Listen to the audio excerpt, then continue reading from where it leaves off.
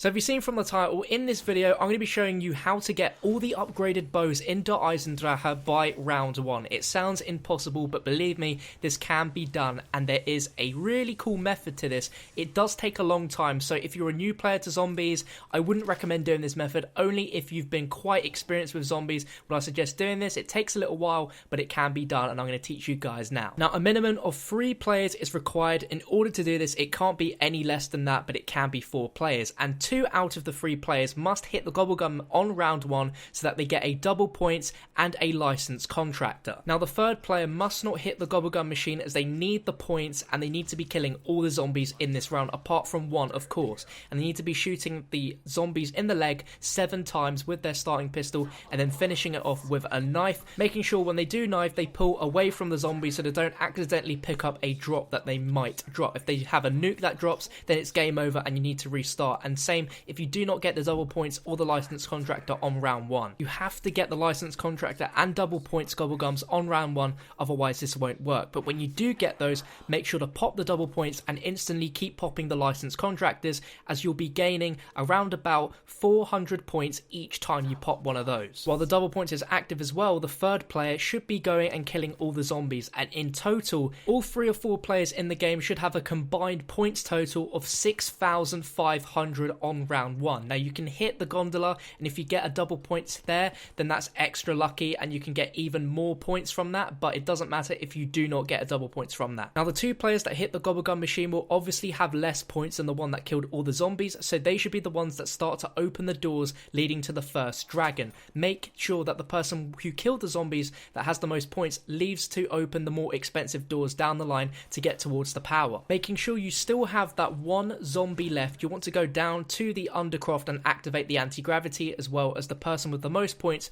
opens up the teleporter and then teleports down to the rocket. This is where things get really interesting, and you guys may be familiar with a strategy where you can spawn in more zombies on this map. They've changed that a little bit, and this method will show you the new way to do it, and it's a much more effective method than last time. Now, whilst that player is at the rocket test, you want to have the 2 players at the undercroft with the last zombie, and there's a new method where every 2 anti-gravity cycles, if you wall run onto the wall and find a little brown square that normally you activate to get the LMG on the wall, if you wall run onto that brown step, you should hear a small noise like you've just gained some points. That will actually make the rocket test launch, and this is very important. So at this point, the person down at the rocket test will run into where the teleporter room is, and there'll be a ton of zombies spawning in mixed with fire and electrical ones. You want to make sure you do not kill any of these zombies. Just run around that room. It's round 1, so they won't be very fast. Run around that and make sure you keep all those zombies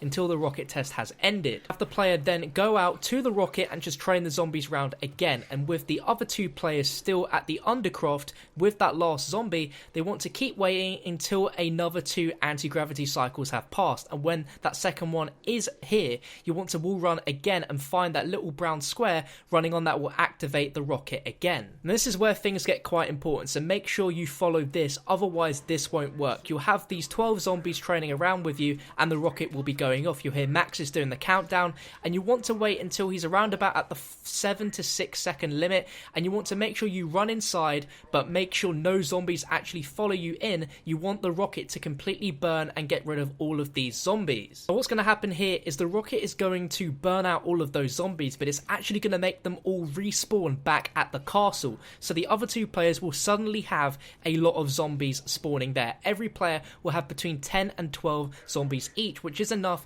to start doing some of the steps, including getting all of the kills by the dragon heads in order to get the normal bow. At this point, the person down at the rocket test will have more zombies, the fire and electrical ones from the rocket spawning in. You just want to make sure you do not kill any of those, and when the rocket is over, run them back out and around again. Now, whilst 1 player is going around with these new spawned in zombies, killing them and getting the dragons filled up, have 1 player stay down in the undercroft and wait again until the second anti-gravity cycle has started, and when it has again, wall run and run over that little square, and that will initiate another rocket launch. The person down at the rocket test should again have around about 12 zombies with them, which they've been training around, and when the rocket's going off, again they want to run inside so that they don't get hurt by the rocket, but make sure all of those zombies get completely obliterated generated by that rocket, and that will make them all despawn and respawn again back at the castle. Hopefully by now you can start to see a pattern, and you simply just follow this, where you spawn in more zombies and the people back at the castle can go around doing all of the objectives that are needed, including getting the normal bow, and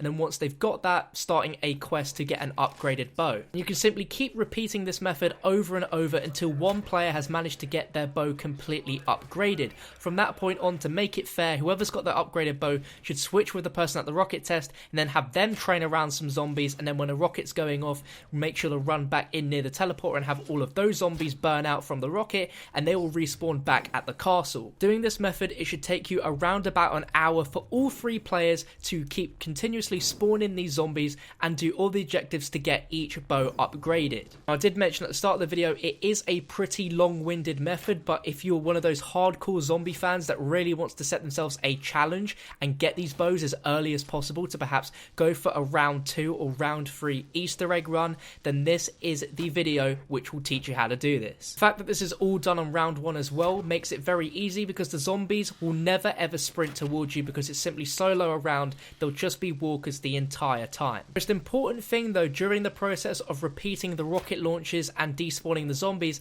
is to make sure that the players in the undercroft do not kill all of the zombies. Make sure they have at least 1 left, otherwise if you kill that last one, it's going to start the next round and then you will have failed and you won't be able to get this on round 1 because you would have started a new round. If you're completely confused on how exactly this rocket test launches with the stone, let me explain. Basically, every 1 to 2 minutes you'll have 1 to 2 of these anti-gravity cycles where anti-gravity will be active in the undercroft and then it will not be active, and then you've got to wait again for it to be active.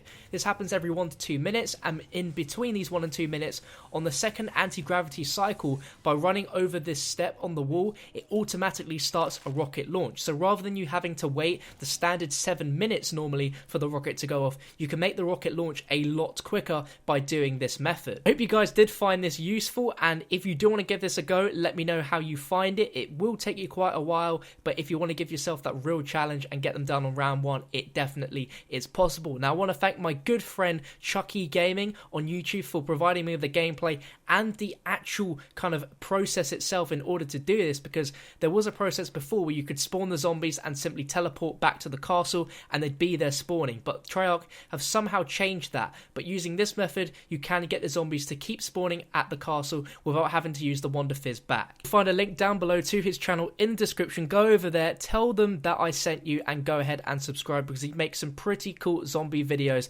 as well. Thank you very much for watching, guys. If you enjoyed this, drop it a like rating. I really appreciate it, and I'll catch you on another video very, very soon.